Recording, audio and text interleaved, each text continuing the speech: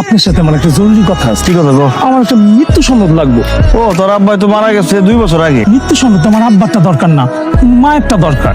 তোর মার নামে একটা ওরে হারামির বাচ্চা, তোর মা তো পয়সা রয়েছে, একটু আগে আমার সাথে কথা বলে গেল, তার মৃত্যু সনদ দিয়ে তুই কি করবি? বলছিলাম সম্পত্তি ভাগ করে 2 ভাইরে দিয়ে দাও, তাও দেয় না। আমার মা কয় কি জানেন, সে পয়সা থাকতে নাকি সম্পত্তি কোনোদিন ভাগ করে দিব না। এই জন্যই আমার মায়ের একটা মৃত্যু সনদ দরকার। আমার অংশ বিক্রি করে আমি বিদেশ চলে যাবো। বুঝতে পারছি, এই জন্যই তোর বাপে বুদ্ধি করে সব সম্পত্তি তোর বার নামে লিখে দিয়ে গেছে, সব 2 ভাইয়ের নামে দেয়। এখন জীবিত মানুষের মৃত্যু সনদ বাইর করা এটা খুবই রিস্কি, এটা আমার পক্ষে সম্ভব না। একটা মৃত্যু সনদ আইনা দেন, তা নইলে আমার স্বপ্ন পূরণ হইব না, আমি জীবনে বিদেশ যেতে পারবো না। মানুষের বিপদ দেখলে আমার আবার ভালো লাগে না, আগে আসতে ইচ্ছে করে। ব্যবস্থা করা যাইব মৃত্যু সনদের, কিন্তু টাকা লাগবে 50,000। 50,000 টাকা? সামান্য একটা মৃত্যু সনদের জন্য আপনি 50,000 টাকা চাই বসলেন? আপনি আমাদের উপর রীতিমতো জুলুম শুরু করে দিচ্ছেন।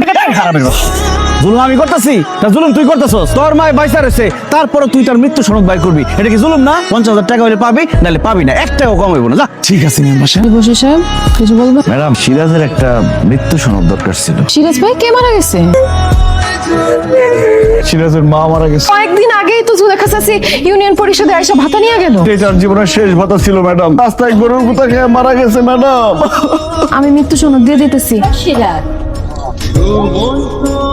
রে সিরাজ ভাই, আপনি না বললেন আপনার মা মারা গেছে? এই যে আপনার মা। সিরাজের মায়ের ভূত, কে কোথায় আছো?